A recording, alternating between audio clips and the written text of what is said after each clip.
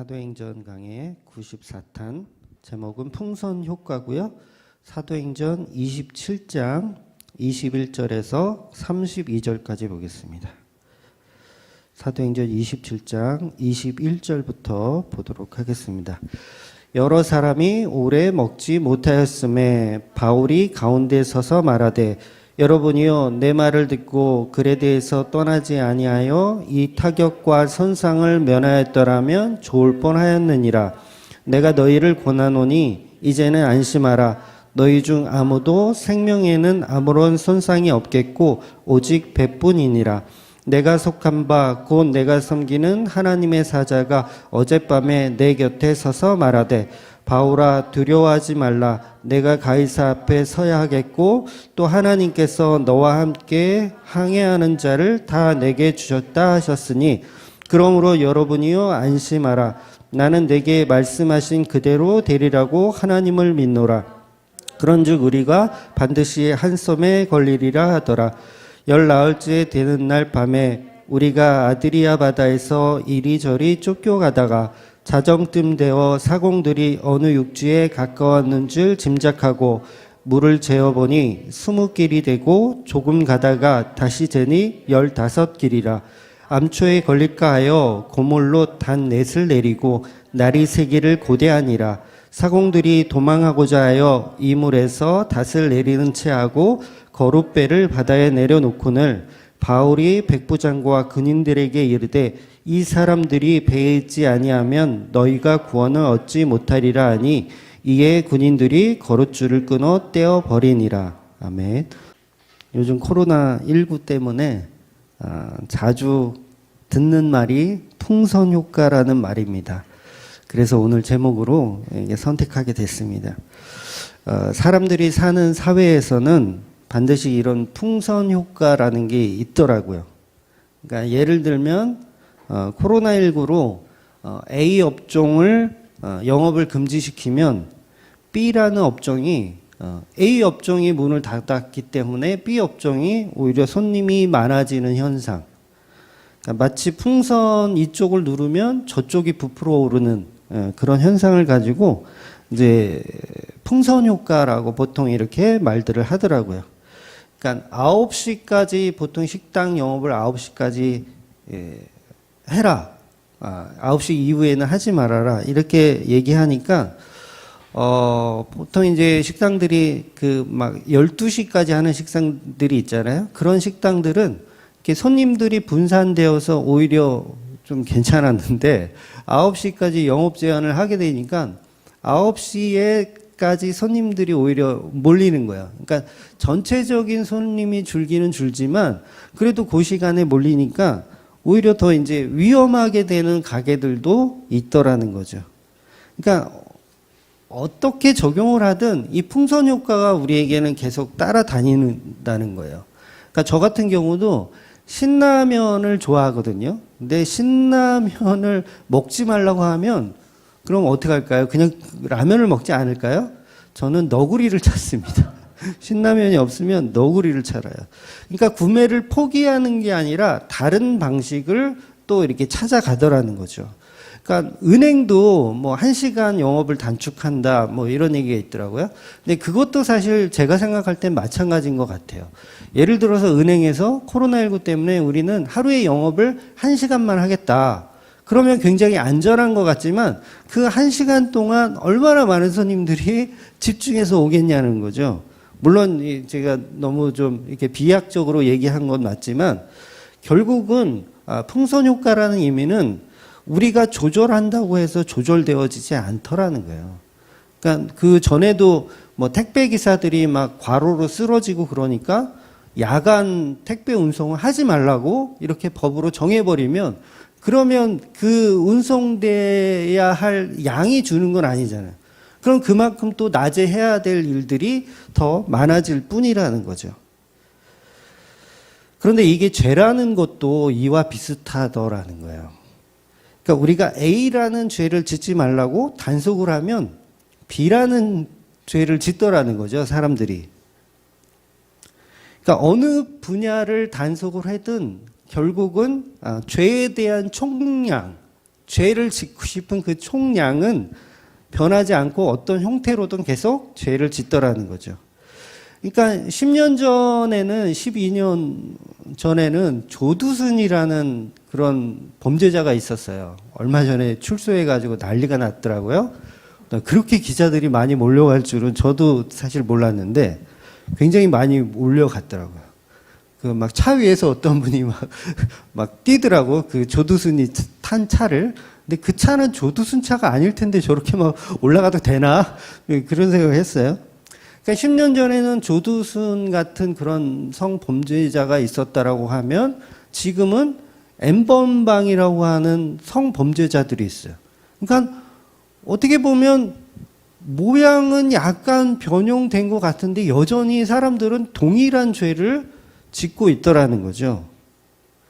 그래서 풍선효과가 우리에게 주는 교훈은 인간 사회에서는 절대로 죄라는 것이 우리가 단속하고 억압한다고 해서 계도되지 않더라는 거예요.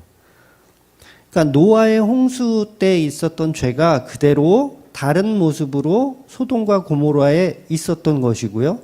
그러니까 소돔과 고모라에 있었던 죄가 다른 모습과 다른 형태로 지금 우리가 사는 이 시대에도 동일하게 존재하더라는 거죠.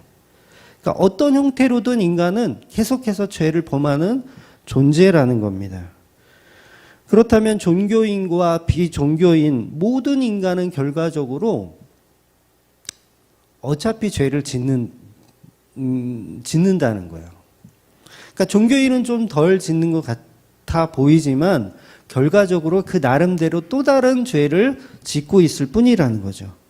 그러니까 경건한 목사는 경건한 목사인 것처럼 보이지만 그 뒷면에는 또 그 경건을 가장하여 또 죄를 짓더라는 거예요. 뭐 목사뿐만 아니라 스님들도 마찬가지입니다. 어떤 형태로든 계속 범죄를 저지르더라는 거죠.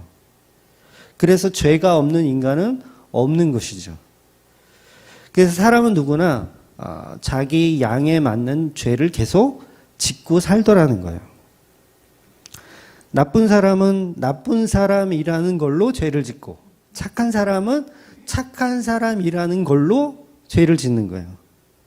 구제를 하는 사람은 구제를 하면서 죄를 짓고 구제 안 하는 사람은 구제를 안 하는 걸로 죄를 짓고 그래서 우리는 모두 죄인이기 때문에 누구나 동일하게 죄를 가리기 위해서 열심히 무화과 나무 잎으로 그 죄를 열심히 가리는 거죠.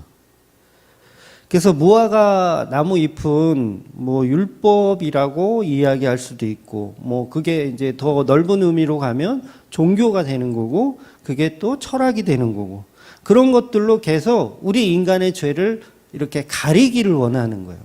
막 종교 생활을 열심히 하면서 내 죄를 가리려고 하고 철학을 공부하면서 내 죄를 가리려고 하는 거.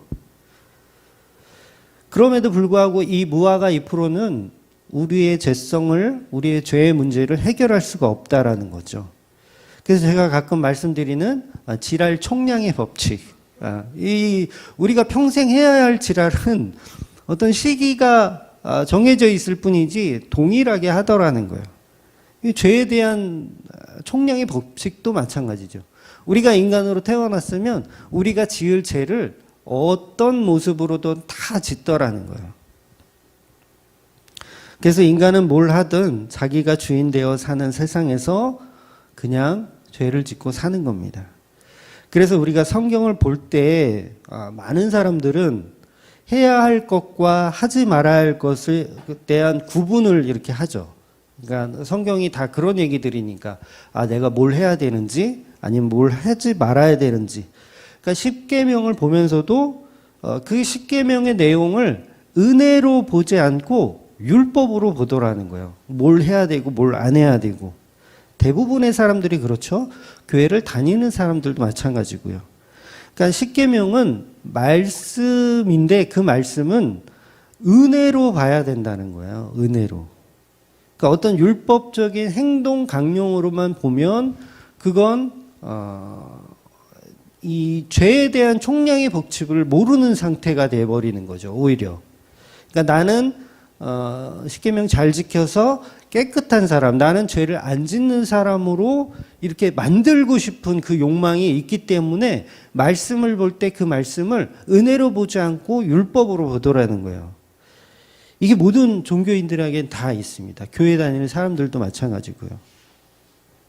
물론 회개라는 말이 더 이상 죄를 짓지 않게 하는 현상이 나타나기는 합니다. 우리가 말씀을 알고 은혜를 받으면 이 회개라는 게 자동적으로 이렇게 생겨나게 되어 있어요. 그러나 율법과 이 말씀이 주는 본질은 단순히 윤리 도덕적인 회개를 하라는 게 목적이 아니고 그것은 하나의 과정일 뿐이고 그것을 통해서 결론이 뭐냐면 은혜를 설명하고 싶다라는 거죠. 그러니까 예를 들면 이런 거예요. 제가 자주 말씀드리는 말씀이지만 마태복음 23장 23절에 보면 예수님이 말씀하시기를 너희는 박하와 회향과 근처의 11조도 열심히 드렸다는 거예요. 그런데 그 11조의 품목이 아니죠. 이 박하와 회향과 근처는 11조를 드리는 품목이 아닙니다. 그럼에도 불구하고 품목을 만드는 거죠. 더 율법을 더 잘 지키고 싶어서 만들었어요. 그래서 그 더 잘 지키고 싶은 마음에서 박하와 회향과 근초의 11조를 바치는 거예요. 그런데 예수님 뭐라 그러십니까?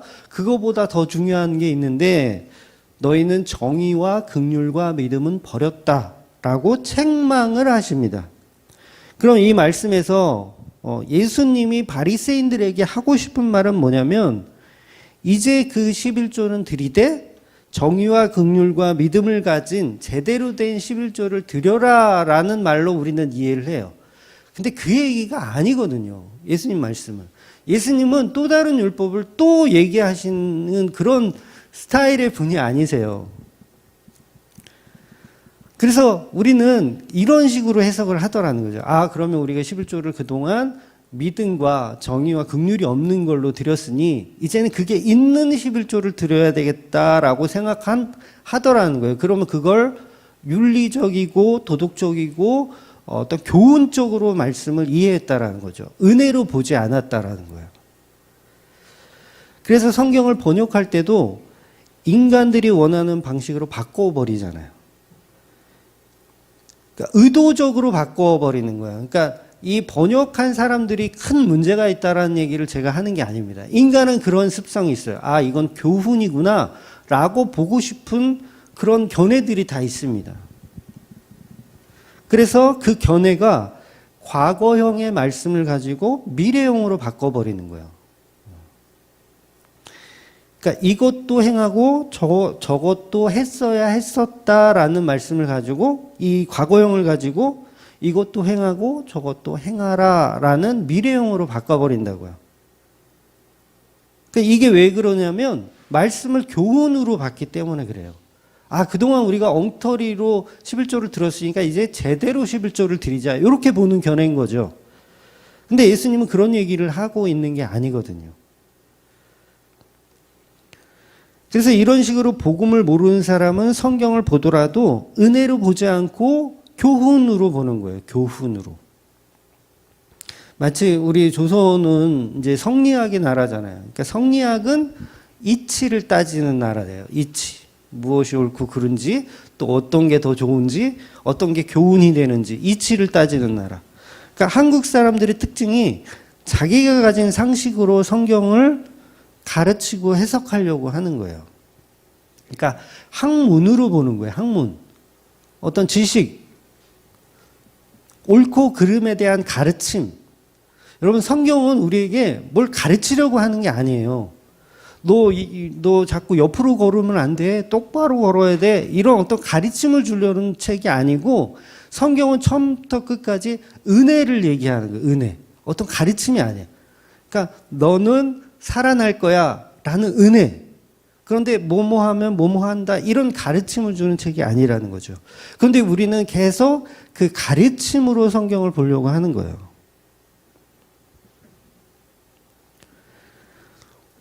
그래서 많이 배웠다고 하는 사람들이 오히려 성경을 잘 이해를 못하는 거예요. 그러니까 어설프게 배운 사람들 조심해야 돼요.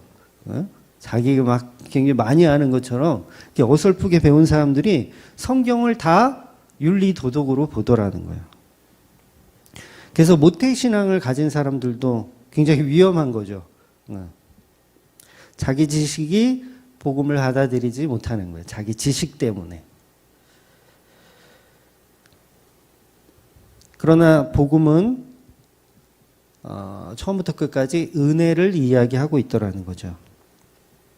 그래서 인간의 이치를 따져서 옳고 그름을 판단하여 바른 길을 도모하라는 내용은 성경에는 없습니다.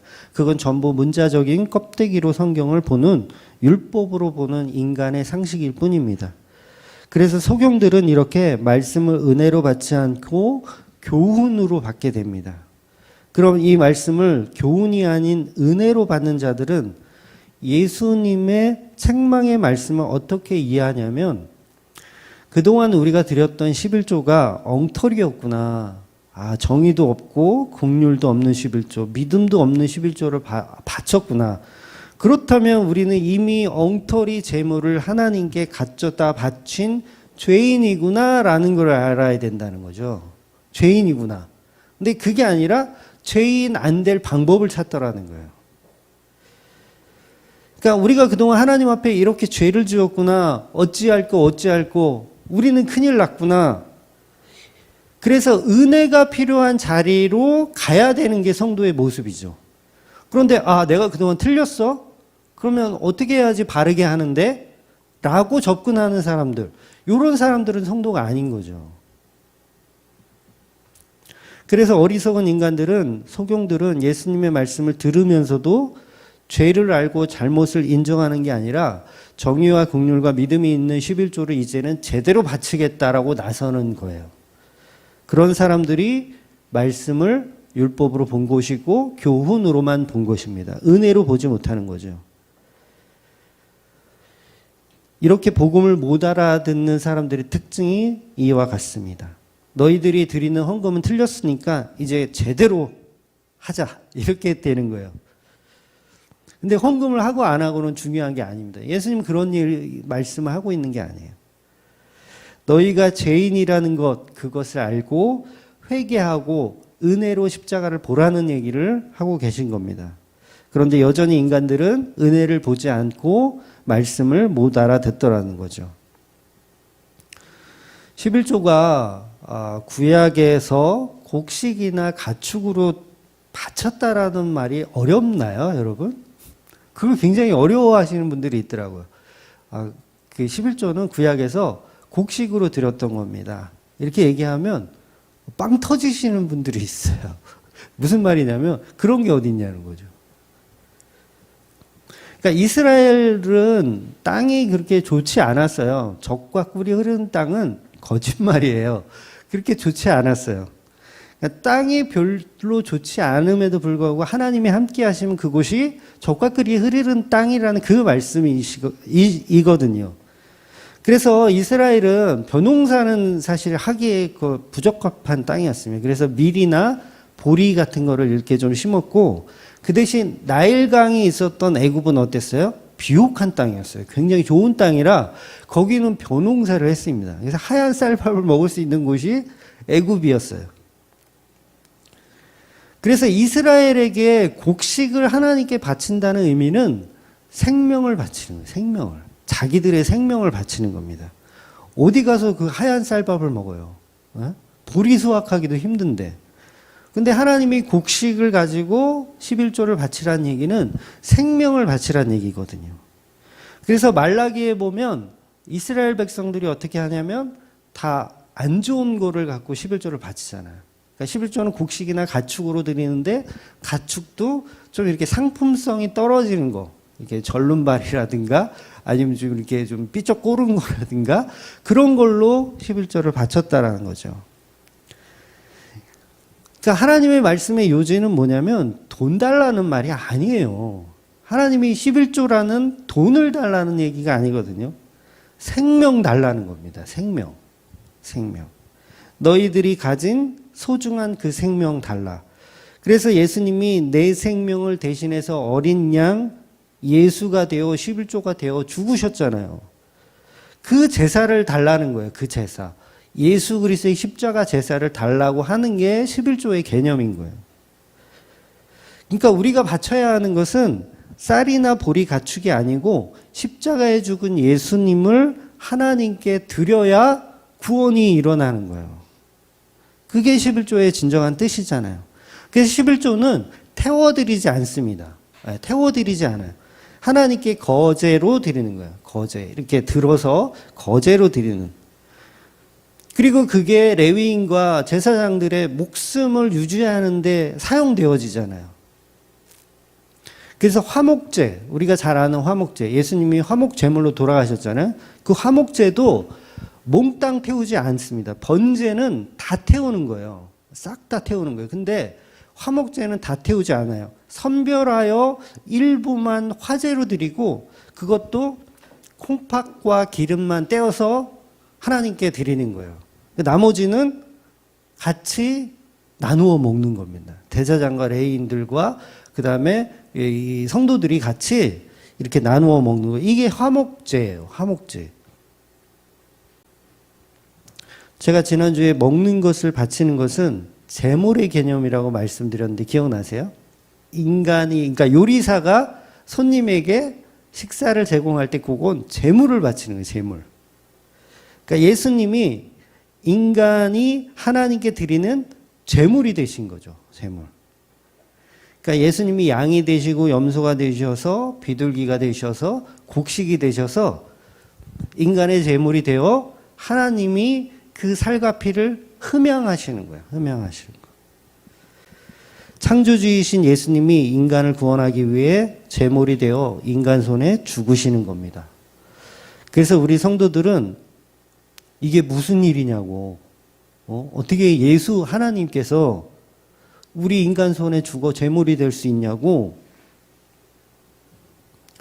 절대 그럴 수는 없다고 하면서 성도들이 어떤 모습을 가야 되냐면 그 십자가를 뺏는 거예요. 예수님이 십자가를 빼앗아서 이 십자가는 제가 지겠습니다 하고 따라가는 거. 그래서 각자 자기의 십자가를 지고 예수님을 따라가는 그 사람들이 성도라는 거죠. 바로 이런 현상을 만들어내는 것이 최종 목적입니다. 최종 목적. 성도들이 각자 자기의 십자가를 들고 예수님과 함께 십자가를 지고 따라가는 거. 이게 최종 목적인 사랑인 거예요. 이것을 하나님께 영광이라고 얘기하는 거예요. 성도가 하나님께 영광 드릴 수 있는 방법이, 유일한 방법이 바로 예수님의 십자가를 지고 예수님을 따라가는 겁니다. 그래서 이 십자가가 창조의 마지막 결정판이에요. 창조의 끝은 성도가 십자가를 지는 거예요. 그래서 성도들이 예수님의 사랑으로 각자 자기 십자가를 지고 따라가는 것. 그래서 하나님이 세상을 이처럼 사랑하사 독생자, 생명을 주셨잖아요. 생명을. 그 독생자를 바치라는 말이 어렵나요? 네? 그 독생자를 바치라는 거예요. 하나님이 우리에게 인간의 제물로 예수를 주셨으면 우리가 이 예수를 십자가에 죽여서 하나님께 다시 돌려드린다고요. 굉장히 좀 난해한 설명이긴 한데 그게 11조의 의미인 거예요. 그게 11조의 의미. 나의 생명을 다시 드리는 거. 그러니까 나의 생명의 가치를 버리고 예수를 믿으라는 게 11조의 의미인 거예요.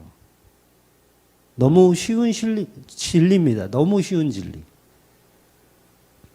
아니 예수님이 바리새인들에게 성전에 11조 잘 바치라는 말을 복음서에서 했을까요? 말이 안 되는 게 저 성전 헐어버려라. 저 성전 헐어버려라 라고 하신 분이 예수님인데 야 너희들 성전에다 이제는 믿음과 정의와 긍휼이 있는 11조를 이제는 드려.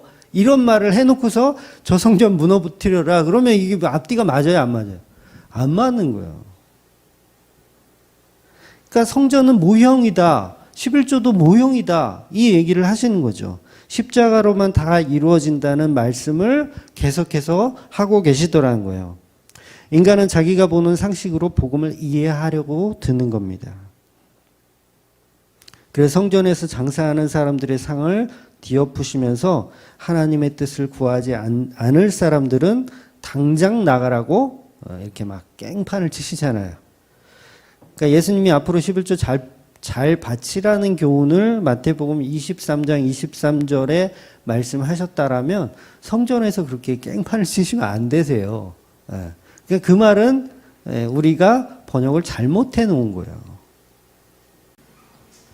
그러니까 예수님도 돈으로 드리는 성전세를 바치셨던 분인 거 아시죠? 돈으로 성전세를 바치셨어요.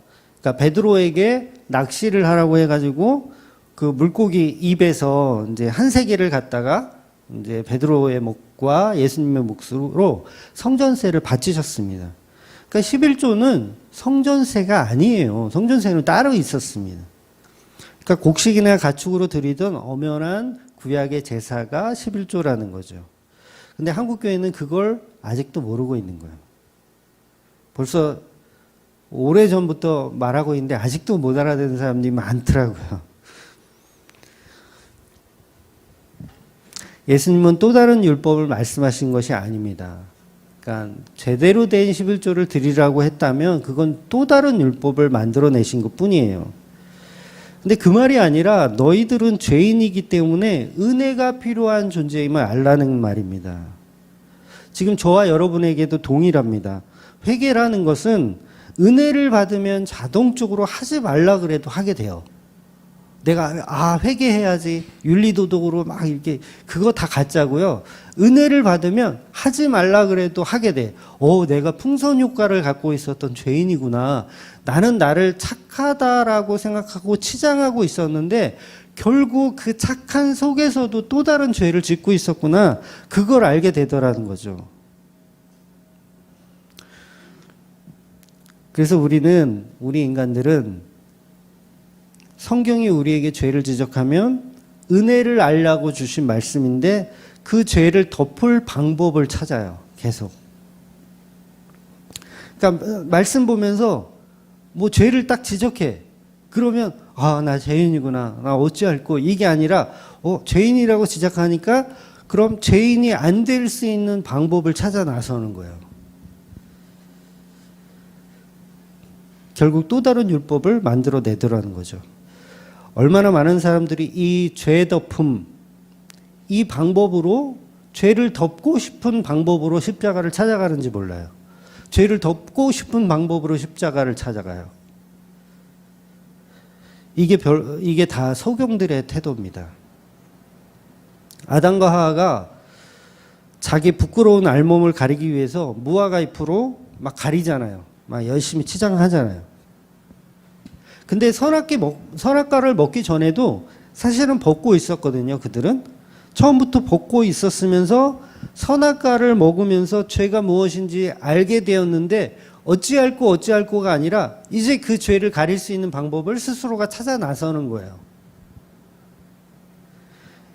그러니까 성경이 우리에게 말씀하실 때 죄를 인식하게 하는 것은 하나님의 목적은 뭐냐면 죄를 인식하게 하는 하나님의 목적은 우리가 가죽 옷이 필요한 존재로 만들고 싶으신 거예요.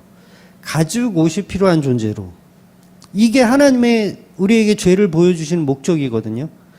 근데 아담과 하와는 가죽 옷이 필요한 존재로 가야 되는데 무화과 잎으로 치장하더라는 거죠. 바리새인들이 그러고 있는 거예요. 그래서 우리는 하나님이 어린 양을 죽여서 주시는 그 십자가 가죽옷보다는 내가 열심으로 수집한 것으로 치장하는 걸 좋아해요. 그게 이제 무화과 잎인 거죠. 그러니까 죄를 알라고 줬더니 또 다른 율법을 만들어내더라는 거죠. 결국 바리새인들이나 소경들에게 죄를 설명하면 그 은혜로 가죽옷이 필요한 상태로 가는 것이 아니고 다른 어떤 교훈을 만들어내요. 그게 대표적인 게 유대인들에게는 탈무드라는 책이죠. 탈무드 같은 걸 만들어서 인간의 방식을 또 만들어가는 거예요. 하나님의 말씀을 계속해서 윤리나 도덕으로 교훈으로 만들어내고 싶은 거죠. 이런 것들이 이제 종교를 만들어내고 교회를 만들어내는 거예요. 오늘날의 교회를 만들어내는 거예요. 그런데 인간이 만들어 놓은 윤리 도덕은 구원 앞에서는 전혀 소용이 없습니다. 물론 세상을 살아가는데 윤리 도덕은 필요해요. 그게 필요 없다는 게 아니에요. 세상을 살아가는데 분명히 필요합니다. 하지만 성경은 다른 세상의 이야기를 하더라는 거예요. 놀라운 얘기를 하나 해드릴까요? 연쇄살인범하고요, 저기 아프리카 가서 고생했던 슈바이처하고요, 지옥 동기라는 거 아세요? 굉장히 놀라운 얘기예요. 그러니까 우리가 생각하는 윤리 도덕으로는 절대 이해할 수 없는 겁니다. 그러니까 연쇄살인범이나 아니면 구제봉사를 많이 한 사람이나 동일하게 지옥 동창이라는 거예요. 지옥 동창. 이게 풍선효과예요. 인간이 요건 좀 괜찮은데 요건 좀 악한데 이렇게 결정 지어봐야 소용이 없더라는 거죠. 하나님이 보실 때는 연쇄살인범이나 구제를 많이 한 사람이나 똑같이 지옥에 갈 만한 죄인이라는 거예요. 다시 말해서 예수님의 말씀은 너희는 다시 과거로 돌아갈 수가 없고 돌아간다 하더라도 여전히 정의와 긍휼과 믿음 있는 11조는 못한다라는 말씀을 하고 계신 거예요. 그러니까 성경은 처음부터 끝까지 인간의 교훈을 말하지 않고 은혜의 자리를 계속 설명하는 거죠. 다시 말해서 율법을 다 지키는 자로 만들어서 의인 만들기를 하고 싶은 생각이 없고 11조를 잘 받쳐서 의인 만들 생각이 없으세요. 결국 인간은 복음을 못 알아듣는 거죠. 계속. 하나님이 우리를 의인 만들려고 하시는구나.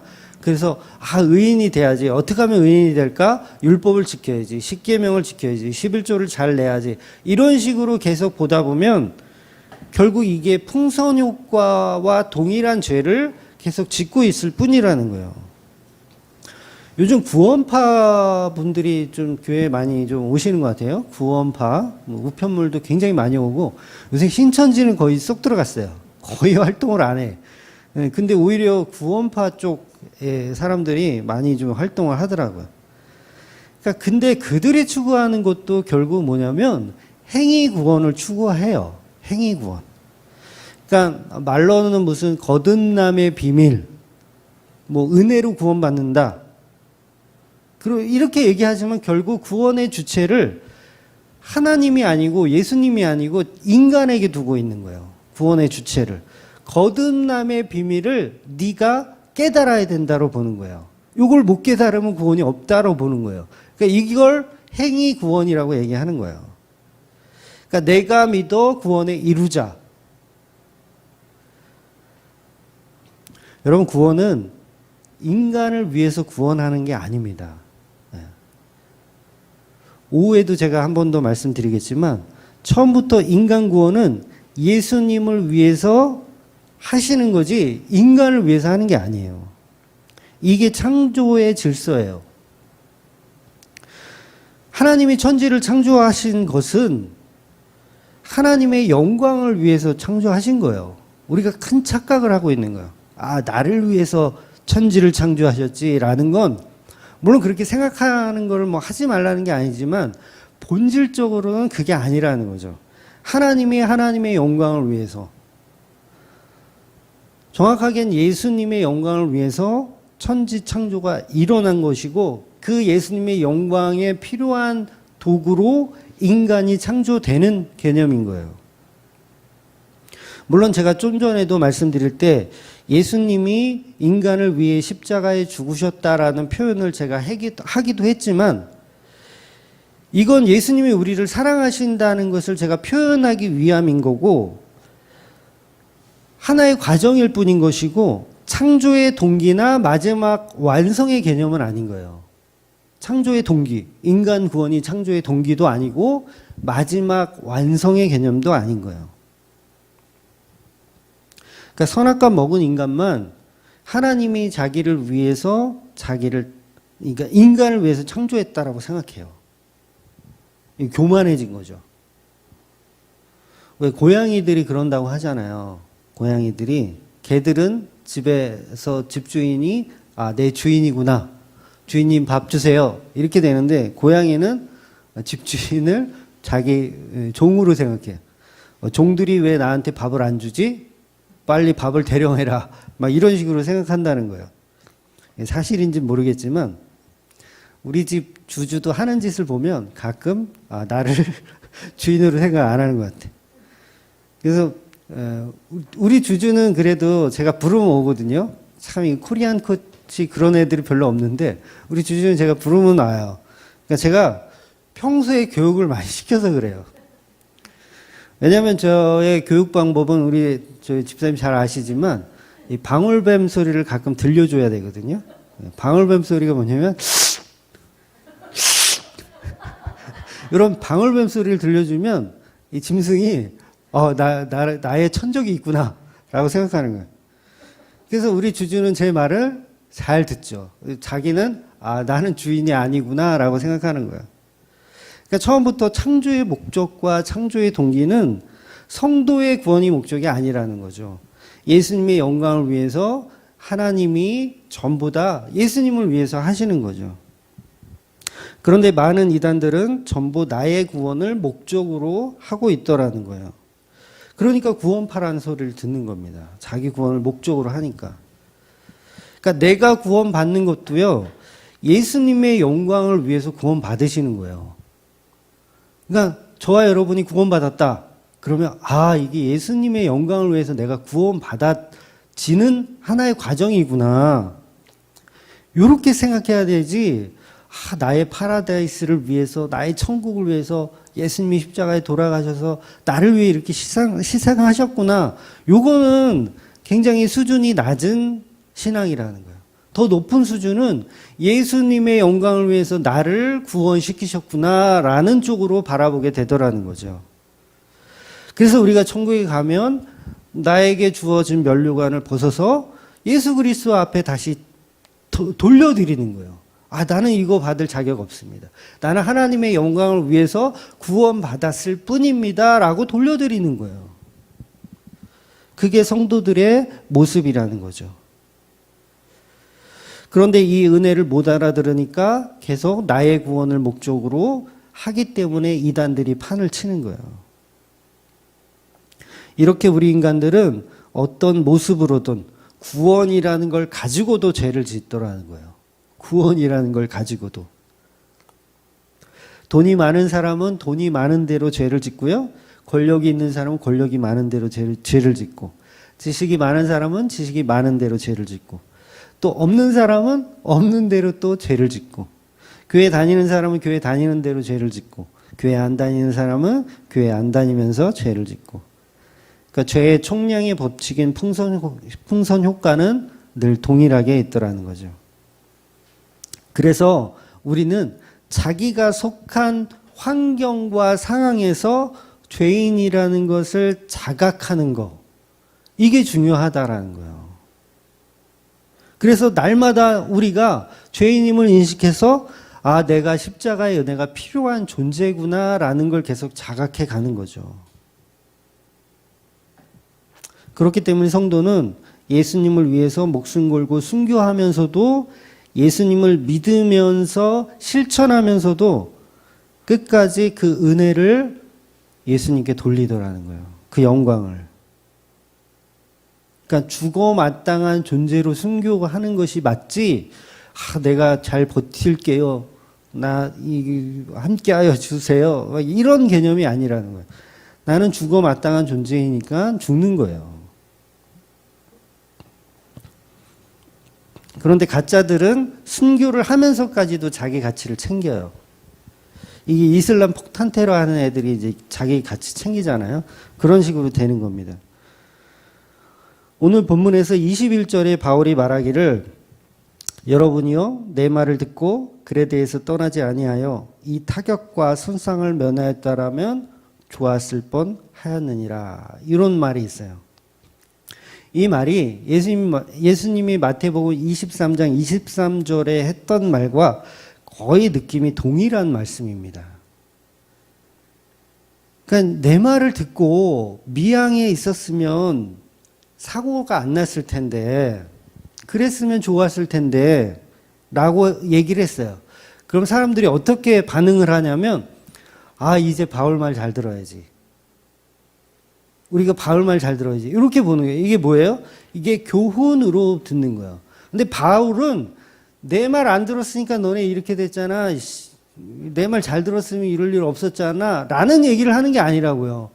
그거는 껍데기이고 그보다 더 깊은 얘기는 뭐냐면 은혜를 설명하고 싶은 거예요. 은혜를.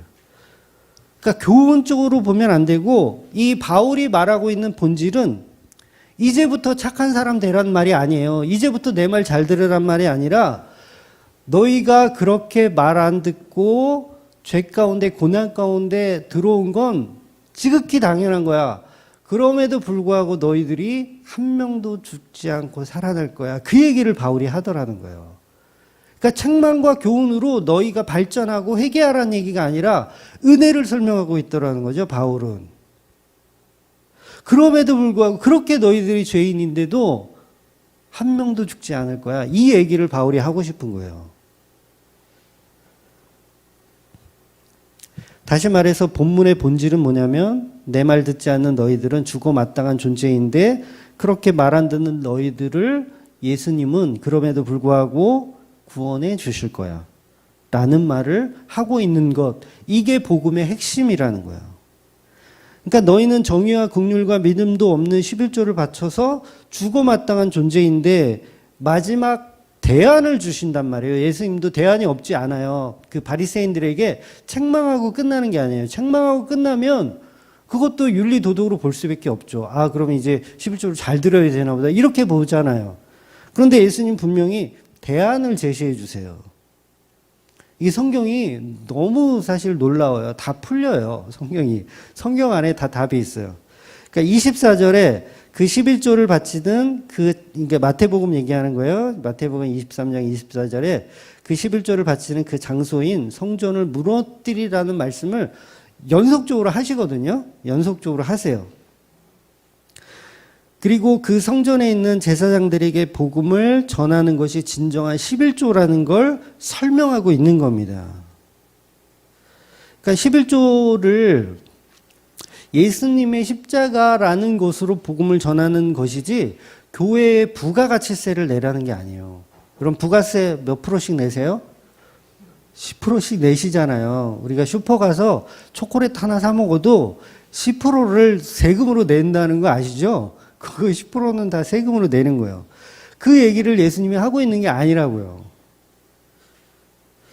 그러니까 마태복음 23장 23절은 책망하고 반성해서 율법을 잘 지키는 자로 다시 바뀌라는 본질이 아니고 너희들은 끝났다. 너희들은 죄인이다. 했어야 했었다. 너희들은 끝났다. 소용없다. 라는 얘기를 하는 거예요. 이제 방법 없다. 11조 이제 바쳐도 너희들 소용없다. 유일한 방법은 십자가에 죽은 예수를 믿어야 된다. 그걸 대안으로 말씀하시는 거예요. 그래서 마태복음의 그 23장의 구조가 24장의 구조도 마찬가지고요. 성전 헐라라는 말씀을 하시고 그 성전 헐라라는 말씀을 이어서 붙어 있는 말씀이 재난과 징조와 환난에 대해서 설명하세요. 마태복음에. 그러니까 유일한 대안을 설명하는데 그게 뭐냐면 인자를 설명하는 거예요. 인자를. 인자가 구름을 타고 오시겠다. 뜬금없잖아요. 이게 왜 11조 말씀을 하다가 이어지는 말씀이 왜 인자가 구름을 타고 오는 걸 왜 설명하실까? 그리고 무화과 나무 잎에 교훈을 배우라. 인자가 도둑같이 임하리라. 이게 전부 연결이 되는 거예요. 이게 같은 내용으로 연결되는 거. 그래서 잘못을 뉘우치고 앞으로 잘하라는 말이 아니라 그 구름을 타고 오시는 그 인자를 믿어야 된다는 얘기를 하시는 거죠. 그러니까 본질은 그렇게 너희 마음대로 했음에도 불구하고 예수님은 너희 죄인들을 구원하신다라는 이야기를 하시는 거예요. 그래서 본문 22절도 내가 너희를 권하노니 이제는 안심하라. 너희들 다 내 말 안 들었잖아. 미양에서 거기서 겨울을 나야 된다니까 왜 고집스럽게 베닉스로 가자고 해가지고 왜 이 사단을 내? 그 다음 대안이 뭐냐면 그럼에도 불구하고 너희 중에 생명에는 아무런 손상이 없겠고 오직 배뿐이라. 배만 망가지고 생명에는 손상이 없을 거야. 그러면 이들의 반응이 어때야 되냐면, 나 이제 교훈적으로 살아야지, 나 이제 잘 살아야지, 이게 아니라 은혜를 봐야 된다는 거죠. 그러면 그 다음부터 이루어지는 회개들은 자동적으로 따라오는 거예요. 이제 바울이 하라는 건 뭐든지 잘 지켜야 되겠다. 요거는 부수적으로 따라오는 내용이라는 거예요. 근데 이걸 우리는 본질로 보잖아요.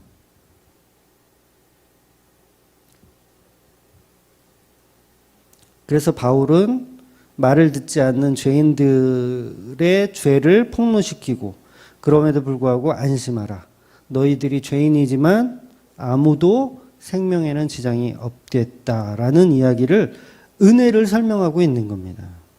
그래서 성경은 이렇게 교훈이나 책망이라는 껍데기를 가지고 오직 은혜를 설명하고 있는 거예요. 그렇다면 우리가 보는 십계명의 본질도 교훈과 책망으로 끝나면 안 돼요. 너희는 죄에서 빠져나갈 방법이 없다. 너희는 100% 부정한 존재이다. 그런 죄인들을 예수님의 피로 구원해 주신다. 그걸 성경이 말하고 있더라는 거죠. 이것이 진리인데 우리 인간들은 여전히 끝까지 껍데기를 붙잡습니다. 껍데기를 좋아해요. 왜? 그게 편하니까. 그냥 11조 제대로 드리고 구원 받는 게 편하잖아요. 아닙니까? 네, 그게 편하잖아요. 그래서 돈으로 드리는 11조, 이건 코미디입니다. 돈으로 드리는 11조, 이건 코미디예요. 차라리 봉투에다가 그 교회 봉투를 다 바꿔야 돼. 번제 봉투, 속죄제 봉투, 속건제 봉투, 화목제 봉투, 이런 식으로 바꾸는 거하고 동일한 거예요. 아마 그렇게 바꾸면 코미디라고 할 거예요. 11조도 똑같아요. 가축이나 곡식으로 드리던 그 제사를 봉투로 만드는 거예요. 그러니까 교회 안에 얼마나 맹인들이 가득해요. 맹인들이 가득한 거예요. 본질을 못 보는 거예요. 윤리 도덕으로 보는 거예요. 우리가 그러면 못했으니까 이제 잘하자로 보는 거예요. 어떤 교회는 황금 돼지 저금통이 있대요. 황금 돼지 저금통. 교인들한테 돼지 저금통을 나눠주나 봐. 그래서 매일 감사하는 마음으로 1,000원씩 넣어서 무슨 추수감사절이나 이때 이제 내는 거예요, 강단에. 끔찍한 현실이에요, 이게. 그래서 마태복음 23장 24절에 보면 이어지는 말씀에 이런 말씀이 있어요. 맹인된 인도자여 하루살이는 걸어내고 낙타는 삼킨다. 그러니까 하루살이가 부정한 짐승이거든요. 부정한 곤충. 그래서 그거 먹으면 안 돼요. 부정하기 때문에 하루살이는. 그러니까 어떤 음식에 하루살이가 빠지면 그건 걸러내 이렇게. 그런데 그 음식 자체가 뭐냐면 낙타고기예요.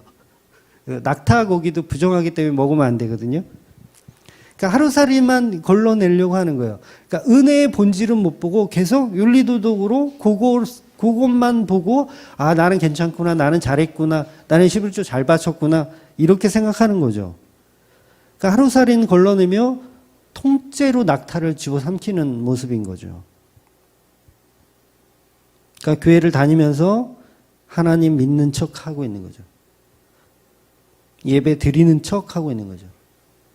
하루살이는 걸러내면서 낙타를 집어삼키는 모습이에요.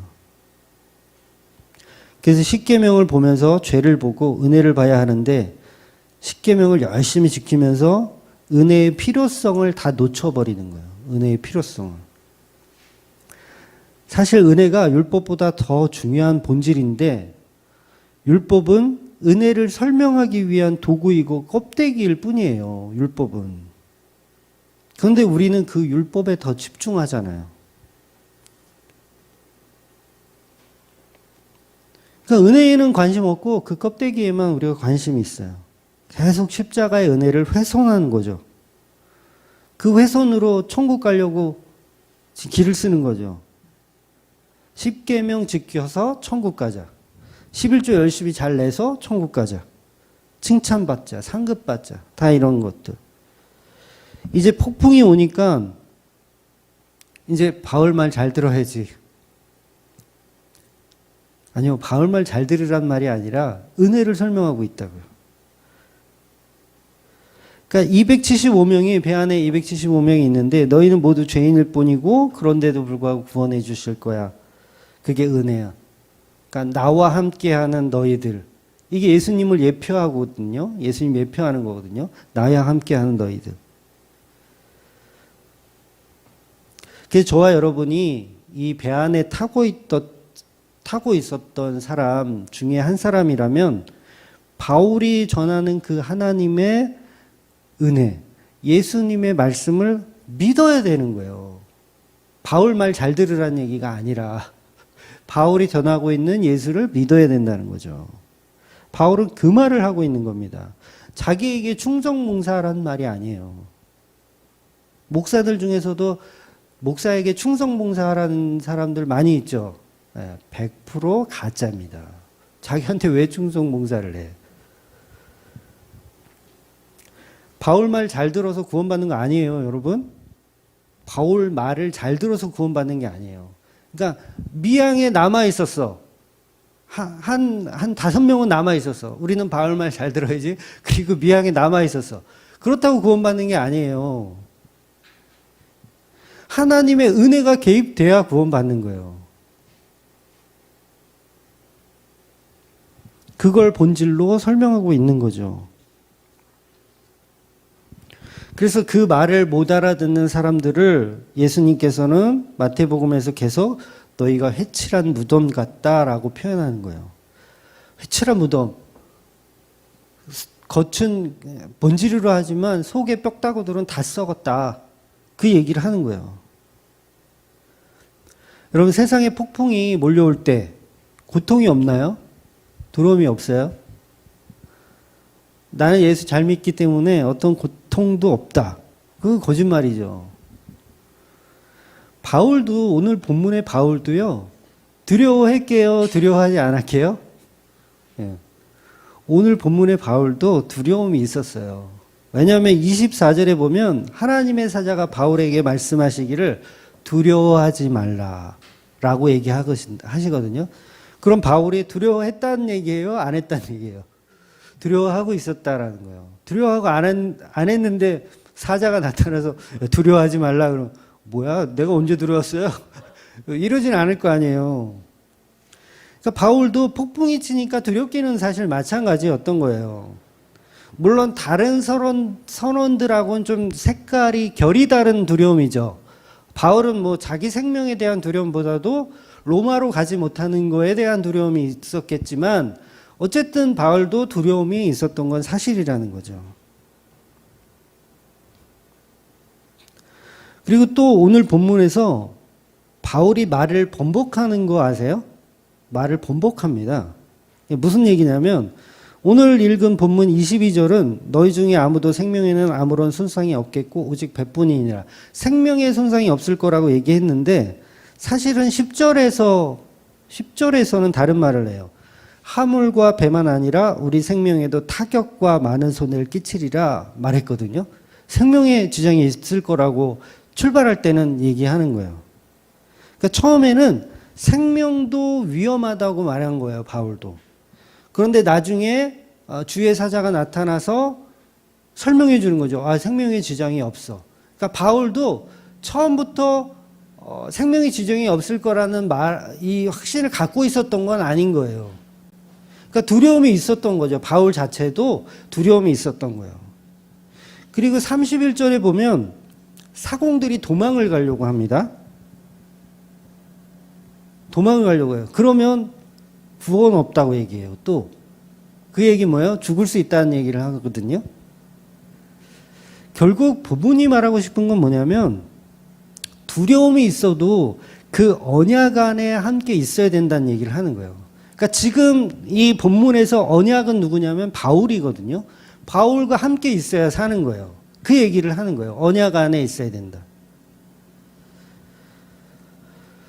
그래서 이건 교훈을 얘기하는 게 아니라 전부 하나님의 은혜를 설명하는 거죠. 그러니까 바울이 예수 그리스도로 예표되어서 한 배를 타고 있는 성도들을 설명하고 있는 거예요. 그래서 저와 여러분이 율법을 통해서 구원받는 것이 아니고 우리의 어떤 자력으로 우리가 열심히 잘 믿어서 어떤 행위로 구원받는 것이 아니고 오직 타력, 그 은혜로 외부에서 들어오는 그 타력으로 구원이 이루어지는 겁니다. 그게 바로 십자가 은혜인 거죠. 그래서 은혜를 정말 강조하는 목사님들이 있잖아요. 그런 목사님들이 정말 제대로 된 목사님들이에요.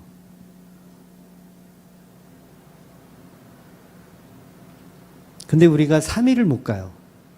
은혜를 들어서 알지만 3일을 못 가. 금방 폭풍우가 치면 금방 또 두려워합니다. 베드로가 바다 위를 성큼성큼 몇 발자국 걸어간 것처럼 갑자기 폭풍이 찌면 또 두려운 거예요. 그래서 우리 인생이 롤러코스터죠. 그래서 어쩔 때는 하나님이 함께 하시는 이 느낌이 오다가도 어쩔 때는 혼자인 것 같고. 그러나 성경이 우리에게 주는 말씀은 어려운 상황에도 그 은혜를 통해서 회개를 만들어내는 것이고, 회개가 먼저 일어나는 게 아니라 은혜가 먼저 적용이 되더라는 거예요. 그래서 은혜 받은 자만 회개가 할 수 있게 돼요. 은혜 받은 자만 회개합니다. 그러니까 회개하는 자가 은혜를 받는 게 아니고요. 거꾸로예요. 은혜 받은 자가 회개를 하는 거예요. 그러니까 275명의 선원들은 바울의 말을 통해서 은혜를 먼저 받는 거예요. 은혜를 먼저 받고 나서 너희 생명은 절대 죽지 않는다라는 은혜가 먼저 개입되고 나서 그 다음에 회개하는 사람들도 있고 또 회개 안 하는 사람들도 있고 늦게 회개하는 사람도 있고 이렇게 적용이 되는 거예요. 그래서 사공들이 도망가려고 하잖아요. 그래서 그때 사공들이 도망가려고 할 때 백부장 율리오와 군인들이 바울의 말을 들어요. 전에는 말 안 들었는데 지금 들어요. 그러니까 은혜로 보는 눈이 생긴 거예요. 그래서 백부장 율리오와 군인들이 이 선원들이 타려고 했던 고룻배를 줄을 끊어버립니다. 그러니까 탈출을 못하게 하는 거예요. 밖에 나가면 죽어. 우리는 이 배 안에 언약 안에 있어야 돼. 그 얘기를 하고 있는 거예요. 그래서 한 배를 타고 있는 사람들에게 사도 바울이 축사를 하고 식사를 함께 나누어 먹어요. 이렇게 살아나는 내용. 그러니까 예수 그리스도의 마지막 만찬을 사도 바울을 통해서 지금 배 안에서 하고 있는 거예요. 너희들이 살아난 이유는 너희가 지금 먹고 있는 이 예수 그리스도의 살과 피 때문이다라고 성경이 일부러 여기다가 이 식사하는 장면을 집어넣은 거예요. 배에서. 지금 폭풍 치고 난리 부르스인데 지금 밥 먹을 여유가 어디 있어요. 근데 성경은 일부러 이거를 집어넣고 있는 거예요. 그러니까 사도 바울은 의도적으로 식사를 하게 하는 거예요. 그리고 예수 그리스도의 살과 피를 설명하는 거죠. 이 배에 있을 때 예수 그리스도의 십자가 피가 있을 때 그분의 살과 피를 먹을 때 우리는 가장 안전하다. 그러니까 거룻배 타고 도망갈 생각을 하지 말아라. 그 얘기를 하고 계신 거죠. 저와 여러분의 인생에 이런 나룻배가 있습니다. 그거 타는 순간 죽는 거예요. 나룻배는, 이 거룻배는 저거 구명보트라고 생각하시면 돼요. 탈출을 위한 구명보트. 근데 그거 타고 천국 가고 싶은 거죠, 우리가. 그거 타고 언약 밖에 나가서 어떤 윤리와 도덕과 상식으로 구원을 받고 싶은 생각. 그러니까 선원들이 생각할 때 이 알렉산드리오는 금방 침몰할 것이니 빨리 나룻배를 타고 도망가야지라고 판단하는 거. 이 거룻배, 나룻배래 자꾸. 이 거룻배가 우리 인간이 만들어 놓은 기술을 얘기하는 거고 능력을 얘기하는 거고 인본주의의 모든 방식을 설명하는 겁니다. 종교도 여기에 포함되는 거죠. 종교 생활 열심히 하자. 어떻게 하면 구원을 받을 수 있을까? 그러니까 이단들이 추구하는 게 이거잖아요. 어떻게 하면 구원받을 수 있을까? 그래서 성경을 통해서 구원받는 방법을 막 연구하고 막 거듭남의 비밀을 막 찾아내려고 하고 이 비밀을 알려줘야지만 구원받는다고 생각하는 거. 이게 다 엉터리라는 거예요. 여러분, 구원의 복음은요, 소식이에요, 소식. 굿뉴스, 소식. 이 소식 자체가 구원을 결정짓는 게 아니에요. 이게 굉장히 중요한 거거든요. 소식을 들으면 내가 자유해지는 건 맞아요. 내가 자유해져요. 복음의 소식을 들으면 자유해집니다. 그런데 그 복음의 소식이 나의 구원을 결정짓는 게 아니라고요. 구원의 결정은 예수님의 피로 하는 거지 그 피의 소식으로 전해지는 게 아니에요. 그러니까 예를 하나 들으면 내가 이제 독립군이에요. 독립군. 근데 우리 독립군들이 다 잡혀가가지고 내가 여기 항룡산에 혼자 지금 텐트 치고 몰래 살아. 한 몇 년을 살았는데 8.15 광복이 왔다는 사실을 내가 모르고 있었어요. 모르고 있어요. 그냥 계속 숨어 사는 거야. 그런데 소식이 들려오죠. 야, 광복절이 지난 지가 벌써 2년이 지났어. 당신이 여기서 뭐 하는 거야? 그러면 나는 이제 자유해지잖아요. 그런데 그 소식 자체가 나에게 구원을 주어지는 건 아니에요. 이미 광복은 2년 전에 있었단 말이에요. 그 광복이라는 그게 나한테 구원을 주는 거지 그 소식을 못 들었다고 해서 광복이 일어나거나 안 일어나는 개념은 아닌 거죠. 그래서 복음은 그냥 흩뿌려지는 겁니다. 흩뿌려지는 거. 흩뿌려지면 거기서 성도들은 그 흩뿌려짐의 말씀을 듣는 거예요. 그러니까 이 말씀이 성도를 찾아가는 방식이죠. 말씀이 성도를 찾아가는 방식. 그래서 우리가 복음을 듣고 이해해서 성령 받아서 구원받는 그런 개념은 아닌 거예요. 그러니까 완전한 타력, 이미 구원이 결정되어 있는 상태의 소식을 듣는 게 복음이라는 거죠. 그래서 거리에서 막 아무렇게나 막 이렇게 전도해도요, 들을 귀가 있는 성도들은요, 그 복음이 들리게 돼 있어요. 굉장히 놀라운 얘기인 거예요. 그래서 그 복음 주위에 성도가 복음을 듣게 되는 겁니다. 그러니까 성도가 막 복음을 찾아가려고 막 이렇게 애를 써서 찾을 수 있는 그런 방식이 아닌 거예요. 그러니까 저와 여러분도 복음이 우리를 찾아오신 거예요. 저와 여러분도. 이게 사도행전이 말하고 싶은 개념인 거예요. 은혜가 우리를 찾아가는 거. 그러니까 사도 바울을 여러분 사람으로 생각하시면 안 돼요. 사도 바울은 지금 예수님인 거예요. 예수님. 예수님이 1차 전도여행, 2차 전도여행, 3차 전도여행 그걸 하고 계신 거라고요. 사도 바울이 하는 게 아니라 우리가 하는 게 아니라 우리 인간이 사도가 하는 게 아니라 예수님이 바울이 되셔서 전도여행을 하고 계시다고요. 근데 우리는 그걸 예수님을 빼버리고 거기에 사도 바울의 자리에 우리를 집어넣죠. 그래서 열방을 향해 전도하십시오. 왜 코로나인데 왜 뭐 하시는 거예요? 집에서 전도하러 나가야 될 거 아니에요.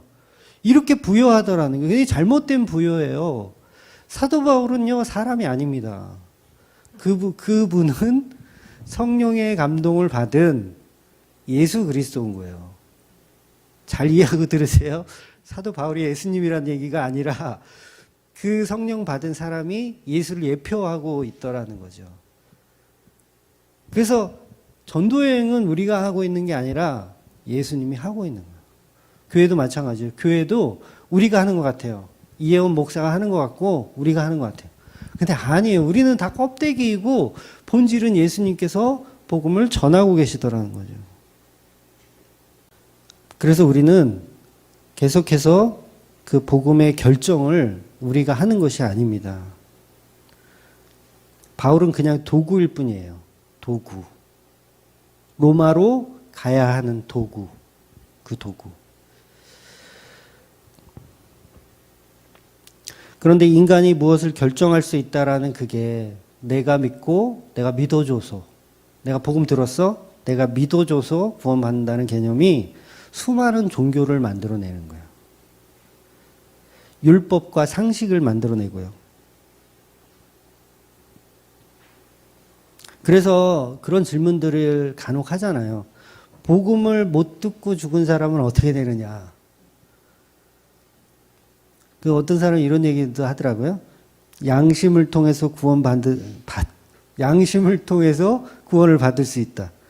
여러분 그거 미친 소리예요. 절대 그런데 현혹되지 마세요. 양심으로 구원을 받는다. 그 미친 소리입니다. 그리고 양심으로 구원받으면 절에 다니지 뭐하러 교회에 다녀요. 안 그래요? 교회에 못된 인간들 얼마나 많은데. 예? 절에는 그래도 참선하시고 이렇게 108번뇌 하시고 이런 분들 많잖아요. 절에 다니지 왜 교회를 다니라고 해요. 그러니까 그 말씀이 이제 로마서 2장 14절 15절에 나오는 말씀이거든요. 양심을 통해서 율법을 이해한다 뭐 이런 말씀을 사도 바울이 했는데, 이 말은 양심으로 구원을 받는다는 말이 아니라, 여러분 우리가 율법을 몰라도요 구원 받을 수 있습니다. 율법 몰라도요 구원 받을 수 있어요. 그 얘기를 사도 바울이 하는 거예요. 그러니까 자연의 계시가 뭐예요? 이 우주 만물 모든 거잖아요. 이 모든 거는 하나님이 창조한 질서예요. 이 질서를 통해서 하나님은 우리가 죄인임을 드러내고 계시다고요. 그러니까 이 천지 만물이 에덴 동산에선 너무 좋았잖아요. 그런데 아담과 하와가 범죄함으로 가시덤굴과 엉겅퀴가 나면서 이 세상이 황무지가 됐잖아요. 황무지가 되는 이유가 뭐냐고요. 나 죄인이구나. 그걸 보라고 황무지를 만들어 놓으신 거예요. 그러니까 자연 계시를 통해서도 우리가 죄인임을 볼 수 있는 거예요. 그러니까 그 얘기인 거예요. 바울의 얘기는 사람들의 윤리 도덕으로도 우리가 죄인임을 알 수 있고, 우리의 양심으로도 우리의 죄인임을 알 수 있고, 이 모든 게 하나님의 만드신 타락한 우리 인간 세상의 모습이다. 죄인임을 알 수 있을 때 이 죄인임을 인정하고 예수 그리스도의 피로 구원받는 사람들, 그걸 설명하고 있는 거예요. 그래서 유대인이 아닌 이방인들도 율법을 다 알아야 구원받는 게 아니에요. 처음에 저도 예수 믿을 때 뭐 구약 성경 그런 거 몰랐잖아요. 뭐 레위기서, 뭐 민수기, 신명기 이런 걸 어떻게 알아요? 저는 요한복음 먼저 알았거든요. 요한복음을 먼저 보고 요한복음을 통해서 예수를 믿게 된 케이스예요. 그러니까 구약에 있는 율법들은 전혀 알지도 못했어요. 그러니까 율법은 은혜를 설명하는 도구일 뿐입니다. 제가 구약 성경이 필요 없다는 얘기가 아니에요. 잘 오해하지 말고 들으세요. 구원의 기준이 될 수 없다라는 거예요. 모든 율법은 구원의 기준이 될 수 없다는 말. 그러니까 바울의 말은 로마라는 이방인들도 그 율법을 모르잖아요. 로마에 있는 이방인들은 율법 모르잖아요. 하지만 너희들이 양심으로 너희가 죄인임을 안다면 복음을 받을 수 있는 준비가 되어 있다. 그 얘기를 하고 있는 거예요. 그러니까 스님들도 천국 갈 수 있다라는 말이 아니라, 내가 스님이어서 열심히 번뇌하고 막 죄에 대해서 막 공부하고 막 자각하고 해. 그랬더니 나는 이 죄에서 벗어날 방법이 없구나. 이걸 깨닫는단 말이에요. 철학도 마찬가지예요. 철학도 결국 공부하고 끝에 가면 철학에서도 뭐가 나오냐면 결국 인간은 답이 없다. 라는 게 철학의 끝이에요. 종교의 끝도 인간은 답이 없다. 그랬을 때 그러면 그 답이 무엇이냐? 답이 예수 그리스도의 피밖에 없다라는 걸 알고 돌아오면 된다는 거죠. 그래서 스님 하다가 이 목사님 되신 분 제가 본 적이 있거든요. 그분도 그 얘기를 하시는 거예요. 종교에서 내가 신을 찾아보려고 아무리 노력해봤지만 소용이 없더라. 인간의 죄만 보이더라. 그런데 기독교에서는 그 대안을 확실하게 제시를 하는데 그분이 바로 예수 그리스도이더라라는 얘기를 제가 들은 적이 있어요. 그러니까 양심적으로 너 죄인 맞잖아. 그 얘기 하는 거예요. 사도 바울이 양심적으로, 야, 너 죄인 맞잖아. 너 죽어 마땅하지? 너 지옥 가도 마땅한 인간이지? 그걸 아는 상태. 그래서 로마인들도 유대인처럼 율법을 잘 몰라도 자연의 계시 속에서 너의 양심으로 너희가 죄인임을 인정하면 은혜를 볼 수 있는 통로가 되어진다는 얘기를 사도 바울이 하는 겁니다. 한마디로 그 도둑놈이 막 천둥 번개치면 제발 저리죠. 그런 개념하고 비슷한 거예요. 그러니까 율법은 우리의 죄를 드러내기 위한 통로라는 거죠. 그 율법이 우리에게 구원을 주는 게 아니라. 십계명 몰라도요, 구원 받는데 전혀 상관없어요. 물론 알면 더 복음을 더 잘 이해하겠지만. 그래서 구원은 어떻게 받느냐면 모든 배가 유로굴라를 만나게 되면서 받게 되는 거예요. 그러니까 유로굴라 앞에 모든 배는 부서지고 파손되고 찢겨지고 불타 없어지는데 바울의 탄 배만 예수님과 함께하는 그 사람들만 살아나는 거예요. 바로 예수님의 언약 안에 사로잡혀 있는 그 배에 있는 사람들. 그 배가 곧 십자가를 의미하는 겁니다.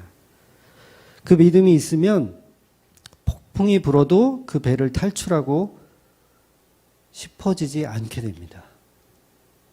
그래서 나룻배를 끊을 수 있게 되는 거예요. 오히려 이 백부장과 이 군인들은 그 사람들을 살리기 위해서 거룻배를 끊는 거예요. 그 사람들을 살리기 위해서. 그러니까 바울의 말을 그냥 잘 들으려고 하는 게 아니라 그 사람들까지 살리기 위해서.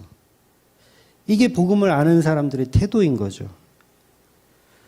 그래서 저와 여러분들이 살아가면서 어려운 유로골라가 있고 고난이 있고 환경이 어렵지만 항상 예수께서 함께 하시는 그 공간이고 그 존재임을 계속해서 은혜로 알고 살아가시는 저와 여러분 되시기를 주의 이름으로 축원드립니다. 아멘. 기도하겠습니다.